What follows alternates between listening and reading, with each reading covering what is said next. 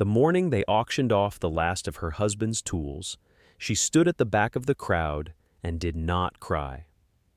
She had already done her crying, alone in the barn in the weeks after the funeral, while the neighbors brought casseroles and quiet looks that said more than their words ever did.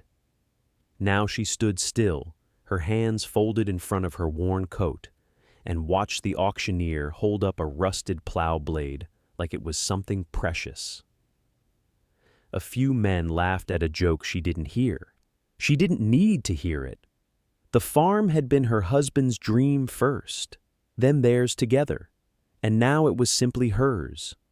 200 acres of hill and hollow, most of it rough and stubborn, a creek that flooded every spring, and a dead apple orchard on the south slope that hadn't produced a single fruit in 7 years. The orchard had been dying before they even bought the land. Some kind of slow rot had taken the soil, her husband used to say. Something knocked out of balance long before they arrived. She owed money to 3 people and had a little left in a jar beneath the kitchen floor. Not much, enough for seed maybe, or a small number of proper laying hens. Everyone in the county had an opinion about what she should do with it. The banker said she ought to sell the south slope. Her neighbor to the east said chickens were reliable. Her neighbor to the west said she should plant corn and not waste another season thinking it over. She listened to all of them. She nodded. She thanked them. Then she drove herself 40 miles to a livestock auction in the next county, one she'd heard about quietly, the kind where the serious farmers didn't bother to go because there was nothing worth buying. She arrived just as they were moving the last pens of the day, and that was when she saw them. 42 piglets, crowded together in a single pen, every one of them small. Not young small, runty small. The kind of small that made experienced farmers shake their heads and keep walking. Their ears were oversized on their narrow heads. Their legs were thin. A few had patchy coloring that no breeder would claim. The auctioneer moved through their lot fast, almost embarrassed by them, and the bidding was so low it barely qualified as a number. She raised her hand. Nobody else raised theirs. She drove home with 42 runty piglets loaded in the back of a borrowed truck, and when she pulled onto the county road that wound toward her farm, she could already picture the looks she was going to receive. She was right about those looks. The next morning, when her neighbor came by and saw what she was unloading, he stopped at the fence and stared. She kept unloading. By afternoon, word had reached town. By evening, she had heard the word foolish used in 3 different conversations she hadn't been part of. She kept working and let them talk. The neighbor's name was not worth repeating. He was the kind of man who had farmed the same way for 40 years and believed that made him an authority on every farm within 10 miles. He came back the second morning, leaning his thick forearms on the top fence rail, watching her move through the piglets with a bucket of feed scraps. She didn't invite his opinion. He gave it anyway. He said 42 runty piglets wouldn't grow into 42 useful hogs. He said she'd spend more feeding them than she'd ever see back. He said he'd been farming since before she was born, and he could tell just by looking at the lot of them that she'd made a bad trade with her last good money. Then he paused, like he was giving her a chance to agree with him. She thanked him for stopping by. He left shaking his head, and she went back to her bucket. The truth was, she hadn't bought the piglets to raise them for slaughter. That was what nobody had thought to ask, and what she hadn't bothered to explain. The orchard was her reason. The orchard was always the reason. It stretched across the back quarter of the property, 24 apple trees planted by hands she had never known, trees that had stopped producing before she'd arrived and had been written off by everyone who came after. The bark was gray and rough, The limbs had that dry, angular look that made people say a tree was finished. The soil beneath them had gone hard and pale, the kind of thin, compacted ground that didn't hold water and didn't welcome roots. A man from the county extension office had walked through it once and told her kindly that she might consider pulling the trees and planting something more practical. She'd thanked him too, and then gone home and thought about pigs. She had read about it in an old farming pamphlet she'd found folded inside a mason jar in the root cellar. The pamphlet was brittle and water-stained, half the cover missing, but the words were still clear enough. Pigs in an orchard, it said, were not destruction. They were restoration. Their rooting broke compacted soil and let air and water back down to the roots. Their waste was rich fertilizer. They ate the fallen fruit and the rot and the pests that lived in it, clearing what accumulated year after year and choked the ground. Orchards had been kept this way for generations, the pamphlet said, before people forgot old methods and started believing that doing less was somehow doing more. She had read those pages more than once. She had thought about it through the whole long winter. And when the auction came and those 42 unwanted piglets were loaded into a pen that nobody wanted to bid on, she hadn't hesitated. She opened the low gate at the back of the orchard on the third morning. The piglets moved through it, slowly at first, noses low, ears swiveling at the unfamiliar smells rising from the soil beneath those old gray trees.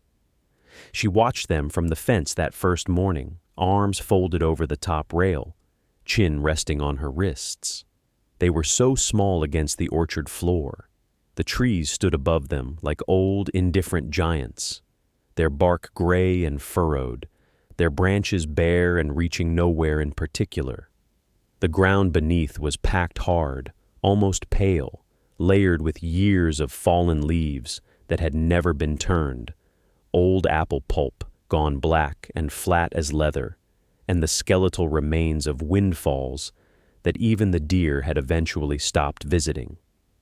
The piglets moved through all of it with their noses pressed down. They did not seem discouraged by the cold ground or the bitter smell of old rot. They pushed through the debris in small groups, nudging each other aside when one found something interesting beneath the surface. Their legs were short, and their ears flopped forward over their eyes, and they made soft, concentrated sounds as they worked, a kind of low, continuous muttering that she found unexpectedly calming. She had not expected to feel calm. She had expected guilt, mostly. The weight of having spent the last of what she had on something the entire county considered a foolish mistake. But standing at that fence with the early light coming gray and thin through the bare branches, watching those 42 small animals move steadily through a dead orchard, she did not feel foolish. She felt something quieter than that. She felt like she was watching something begin. She came every morning before the sun was fully up. She checked the perimeter fence for gaps, refilled the long water trough she had dragged in from behind the barn, and scattered a little grain near the fence line to keep them from pressing too hard against the far corners. Then she stood and watched for a while before the rest of the day pulled her away. By the fourth day, she could already see what their rooting was doing to the soil. Where they had worked, the ground was broken open, dark underneath, no longer pale and sealed. The packed clay surface had been lifted and turned, and the air had gotten into it. It looked different. It looked like something that might be willing to accept water again. She knelt down in one of those turned patches and pressed her fingers into the soil. It crumbled slightly. It smelled rich and alive in a way the rest of the orchard floor did not.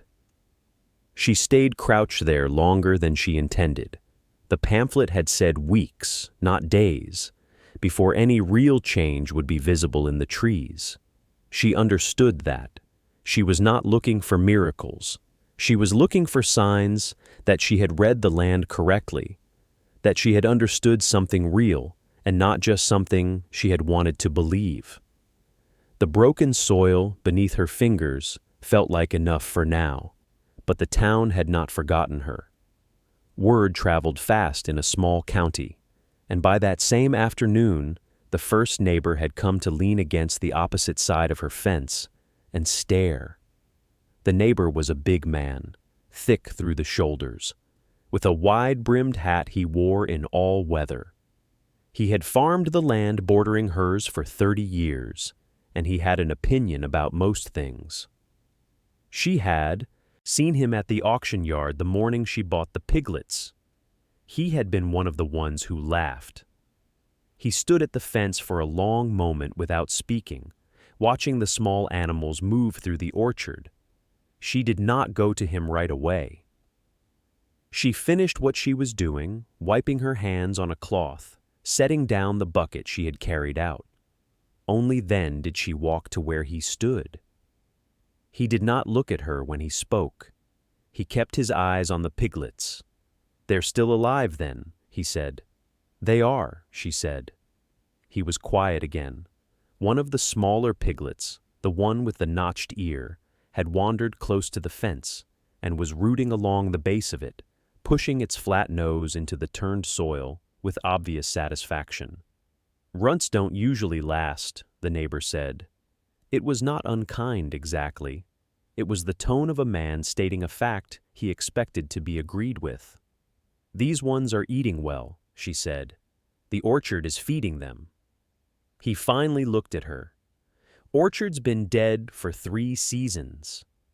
The ground underneath it hasn't been," she said quietly. He looked back at the piglets.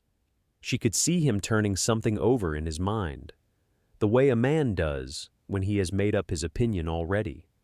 But a small part of him is less certain than he wants to be. He pushed off the fence post and reset his hat.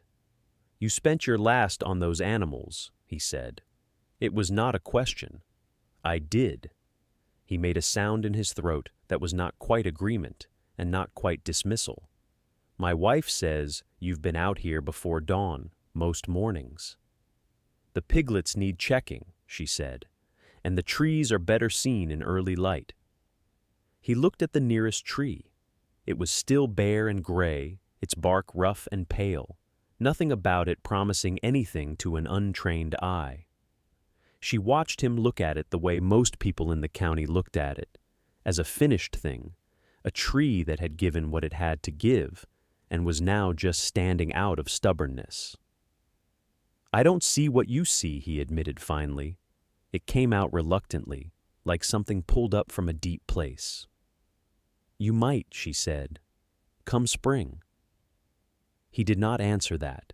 He gave the piglets one more long look, nodded once in her direction, and walked back the way he had come, along the fence line, his boots slow in the soft earth. She turned back to the orchard. The afternoon light was going low and golden across the gray branches. Somewhere near the far row, 2 of the piglets had started a scuffle over a patch of ground, squealing and shouldering each other out of the way. She listened to them and felt something quiet settle in her chest. The cold came harder that night than it had in weeks.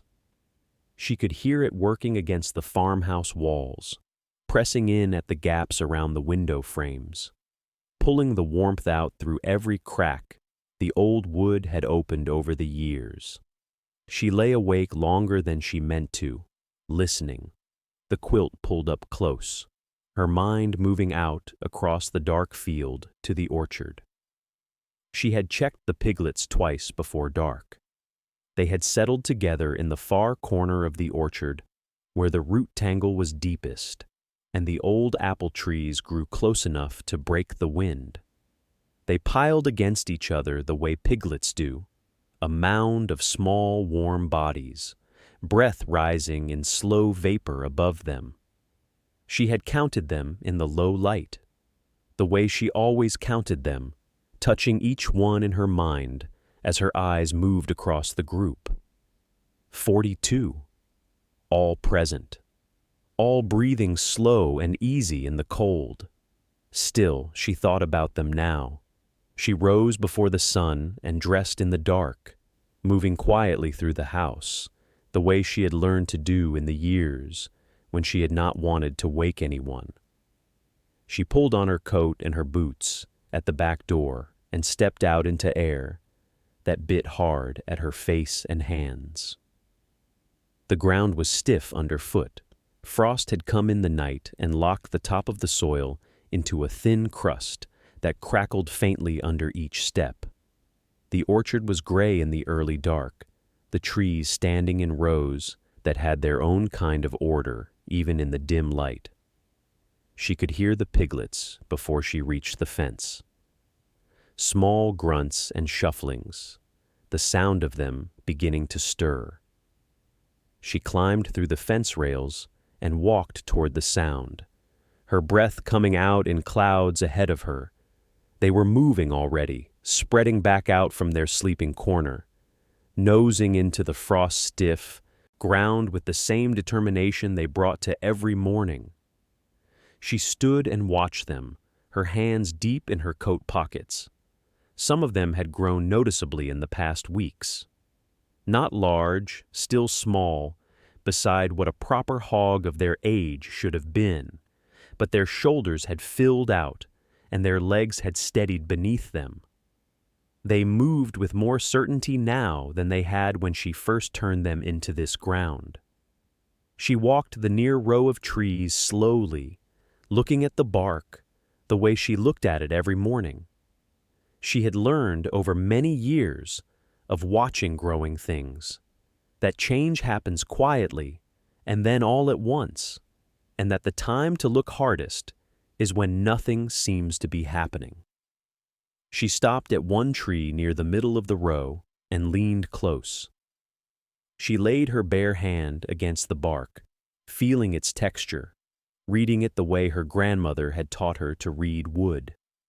She stayed there a moment with her hand against the tree and the cold pressing down around her, not moving, just feeling. Then she felt it. Not warmth exactly, because the bark was cold, the way all bark is cold in deep winter. But something beneath the cold, something alive underneath the gray surface that pressed back against her palm in a way she could not have explained to anyone who had not spent a lifetime touching trees. A faint give, a faint resilience, like pressing your hand against a sleeping person's back and feeling them breathe. She stood up slowly and looked at the tree from a distance, tilting her head. The bark had changed in a way she would have struggled to name. It was not lighter in color, not softer, not cracked or swollen, but something about its surface was different from the bark on the trees. At the far end of the row, the ones the piglets had not yet worked beneath. Those trees looked sealed, finished, like wood gone permanently quiet. This one looked like it was still deciding. She moved to the next tree and pressed her hand to it. Then the next. She walked the whole near row doing this, stopping at each trunk, holding her palm flat against the bark, waiting, feeling. Some of the trees felt nothing. Some of them felt the same sealed quiet she had come to associate with wood that was too far gone.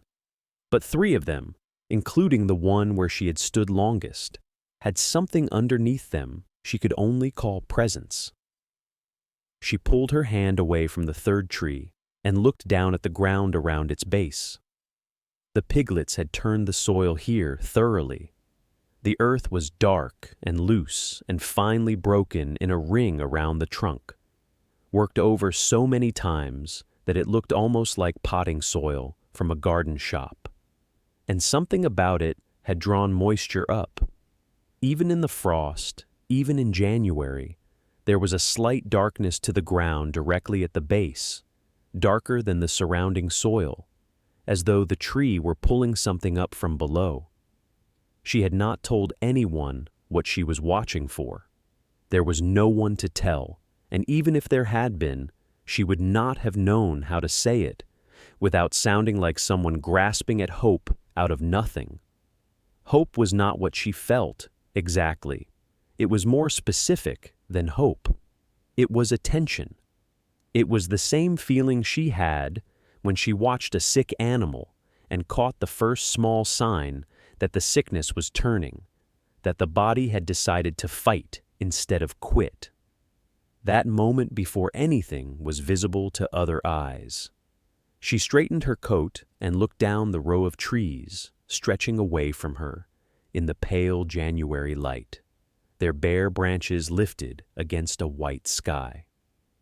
The piglets had moved deeper under the orchard now, a shifting, rooting presence moving between the trunks.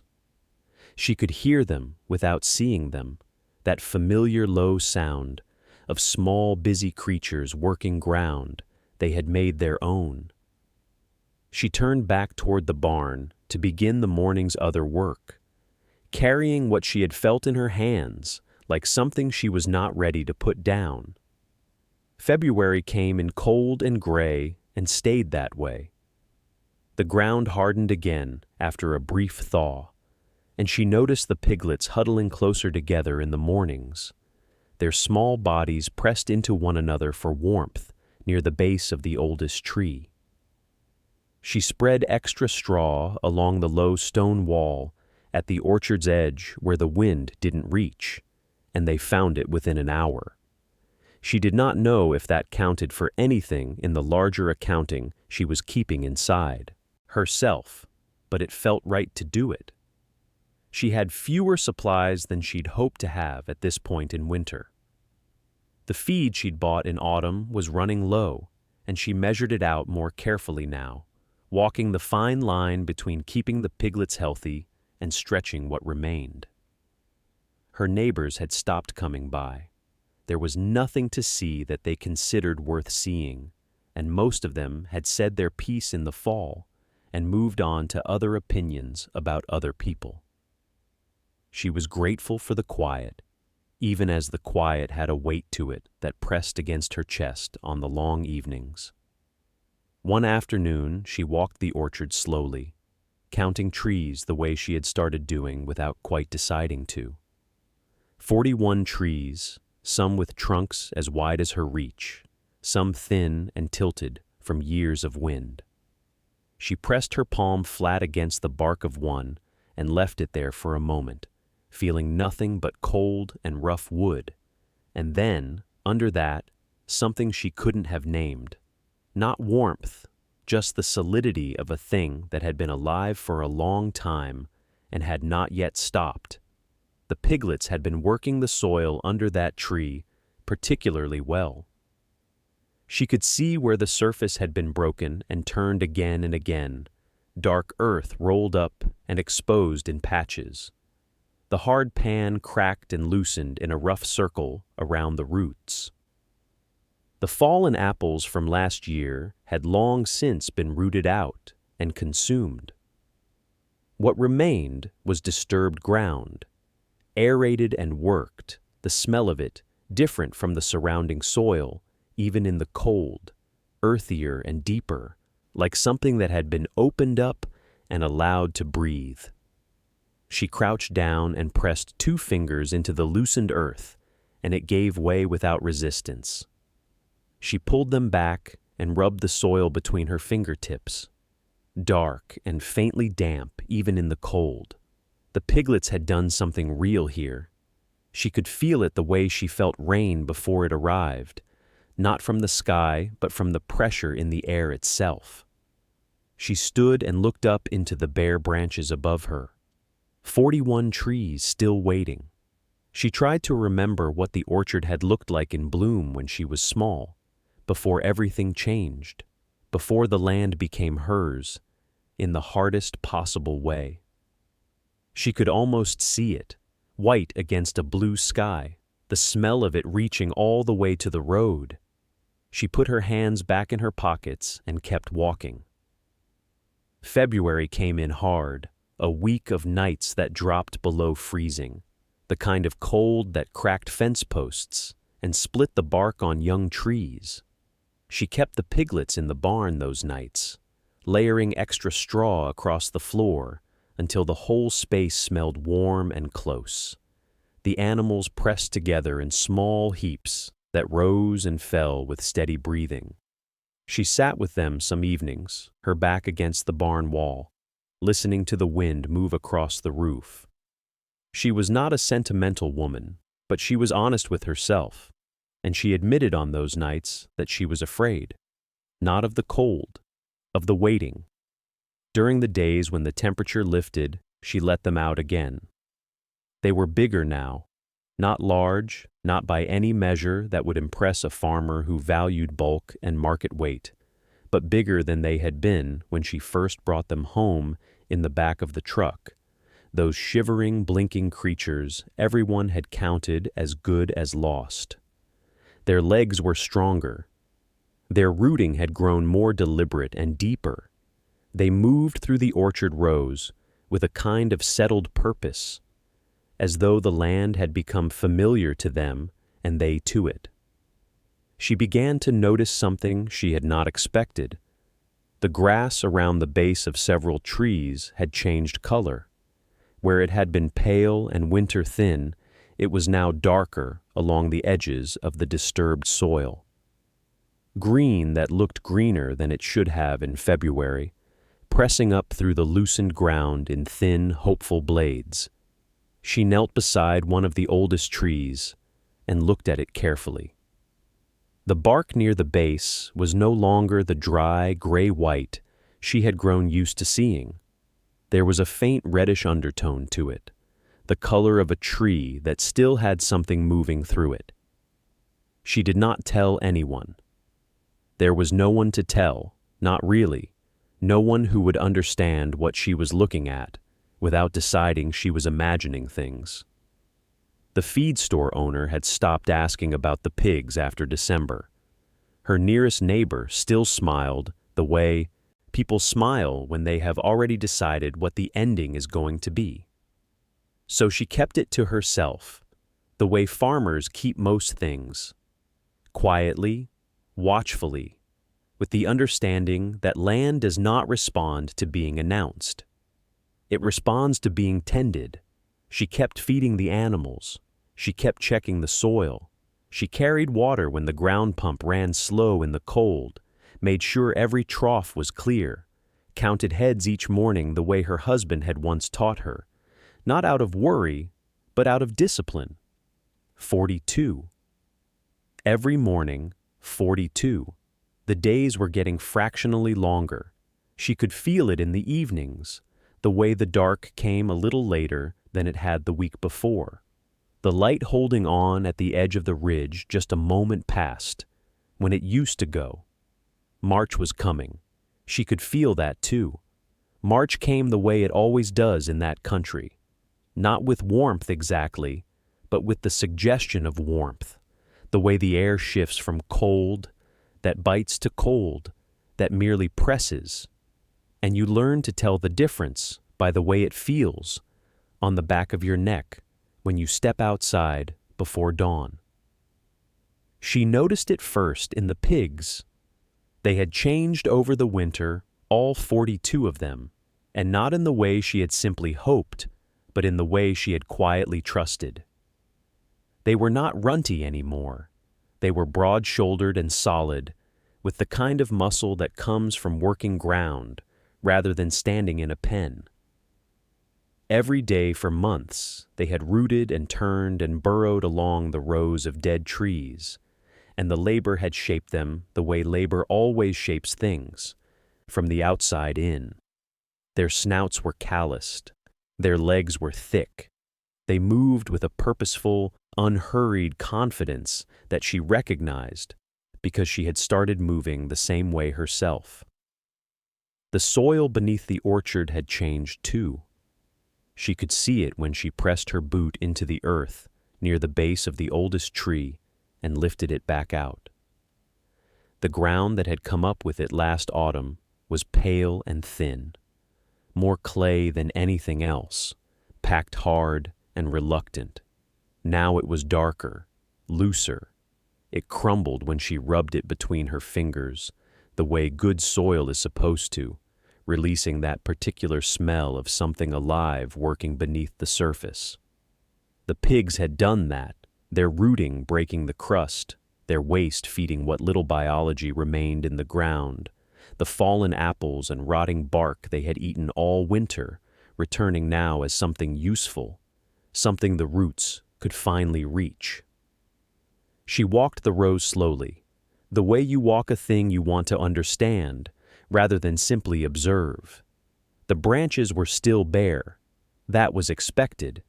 It was only the first week of March, and no one asked an apple tree to show its hand before it was ready. But she crouched beside the lowest branch of the nearest tree and looked closely at the nodes, where last year, and the year before, and the year before that, nothing had come. The bark there was smoother. The tips of the smallest branches, the ones she had once snapped off to find gray and dry inside, had a different quality to them now. She did not snap one. She did not need to. She had learned to read the signs without disturbing them. She stood up and looked down the row, all the way to the fence line, then past it where the ridge caught the morning light. The orchard stretched out bare and quiet. But she felt, standing there in the cold, with her boots dark from the earth and the pigs moving slow behind her, that bare was not the same as empty. Something was deciding. She could feel it. She walked the full length of the orchard that morning, tree by tree, the way you count things that matter to you quietly. The pigs moved with her, loose and unhurried, stopping to root where the frost had softened overnight, their breath rising in small, pale clouds. She did not rush them. She never had. That had been the arrangement from the beginning. Without anyone speaking it aloud, she would not force the pace, and they would do their work in the way they understood it. At the far end of the row, near the oldest tree, the one whose trunk had split years ago into two heavy leaning halves, she stopped. Something about that tree had always made her linger.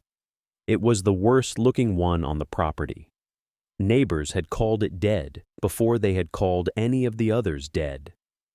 It leaned badly, and the split ran deep, and for 3 winters it had not shown a single bud. But the pigs had spent more time beneath it than beneath any other. She had noticed that in November.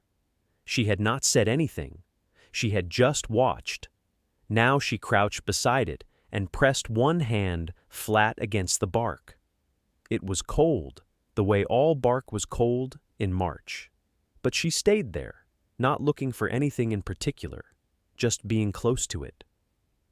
After a moment she stood, and her eye went to a place on one of the lower branches where the bark had a faint swelling at the joint, barely visible.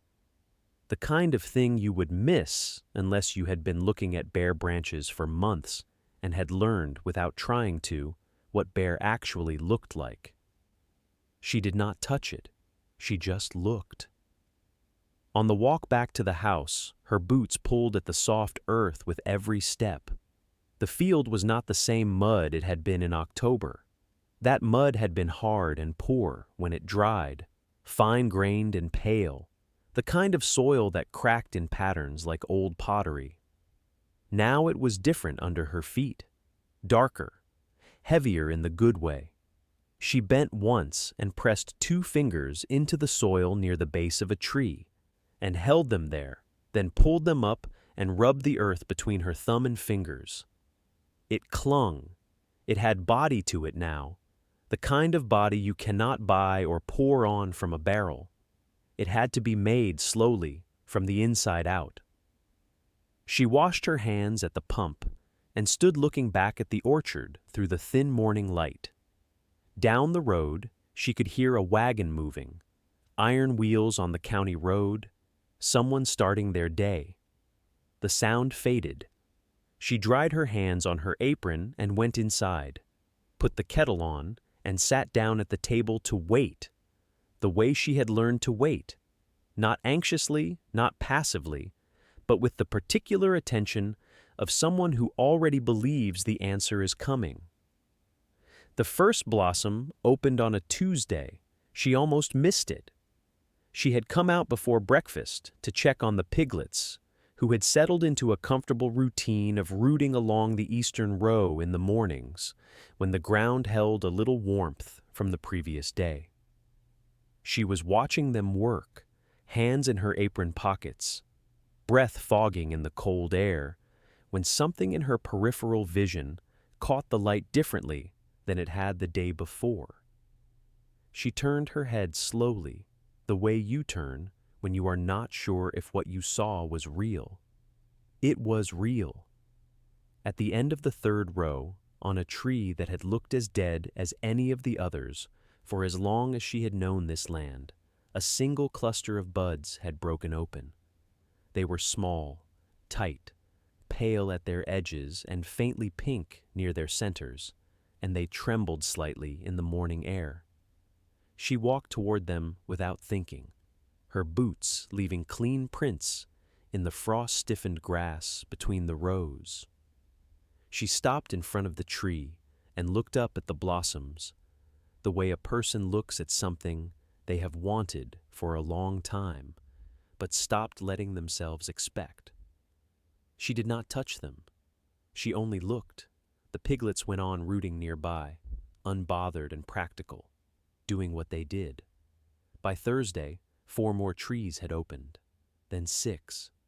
The blossoms came not all at once, but in a steady procession, each tree finding its own day, as though they had been waiting for permission and were granting it to one another tree by tree down the rows.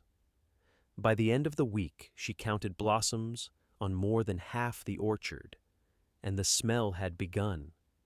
Faint still, but unmistakable, that particular sweetness that belongs to apple blossoms and nothing else on earth. She said nothing to anyone at first. She had learned the value of silence over the winter, had learned that quiet patience was not weakness, but a kind of economy, a way of keeping her strength close until it was needed.